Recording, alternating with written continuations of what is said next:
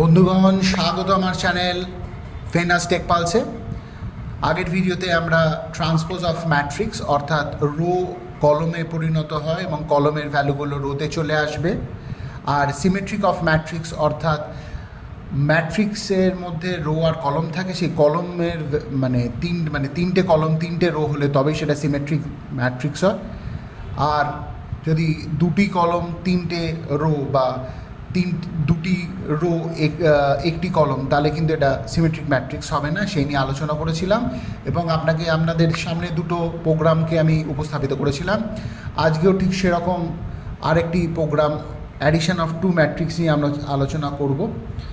তাহলে শুরু করেছি আমাদের আলোচনা। হ্যাশ ইনক্লুড stdio.h, এখানেও সি প্রোগ্রামিংয়ের জন্য এটা খুব গুরুত্বপূর্ণ। এটা একটা হেডার ফাইল, এটা না দিলে অনেকগুলি কিওয়ার্ড কাজ করবে না।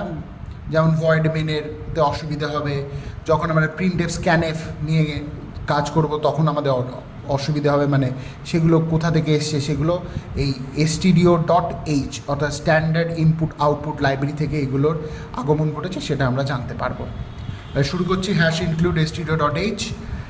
ভয়েড মেন করে আমরা প্রোগ্রামের মধ্যে যাচ্ছি। ইন্ট a 10 অ্যারেটা ডিক্লেয়ার করেছি। প্রথম অ্যারেটা 10 মানে 10টারও 10টা কলম, বি 10 মানে বি অ্যারের মধ্যে 10টা কলম 10টা রো থাকবে। এরপরে প্রথমটা রো, তারপরটা কলম, 10টা রো 10টি কলম, 10টি রো 10টি কলম।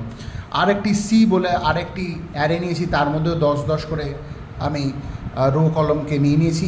MNRIJ আমি এই 4টি ভেরিয়েবল নিয়েছি। এই 4টি ভেরিয়েবলের কাজ রো এবং কলম কতগুলো করে ডিক্লেয়ার করব তার জন্য।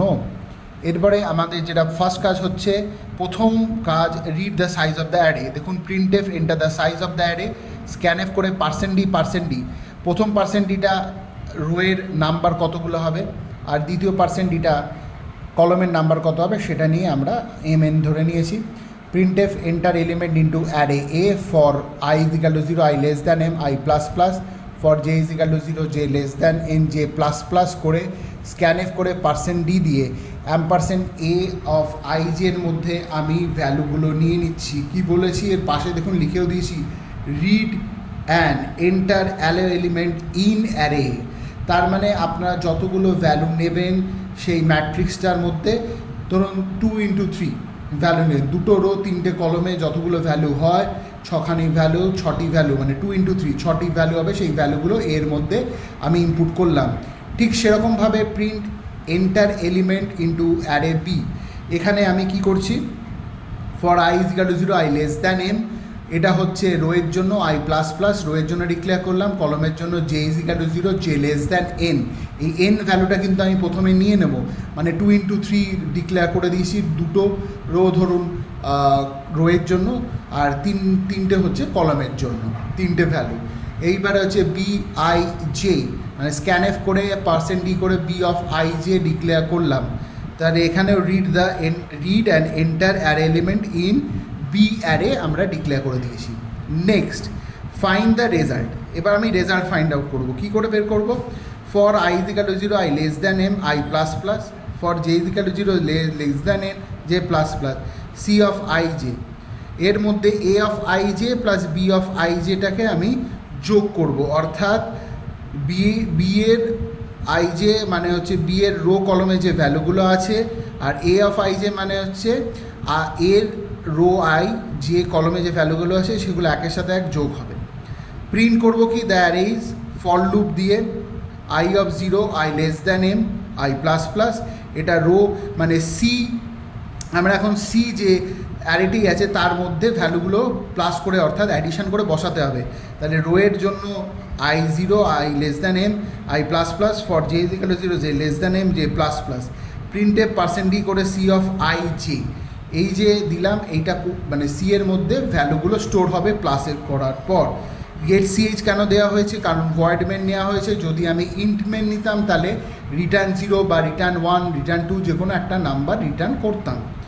আউটপুট, এবার আমি আউটপুটের দিকে এসে আপনাদের বলছি, দেখুন enter the size of the array 2 3, enter element বলে অ্যারে এতে করে 10 20 30 40 50 60, আর enter element in array B 100 200 300 400 500 600, কারণ আমি 2 3 যেটা নিয়েছি সেটা রো আর কলমের ভ্যালু নিয়েছি, তাই জন্য রোয়ে হচ্ছে 2 আর কলমে হচ্ছে 3, তিনটে ভ্যালু আছে।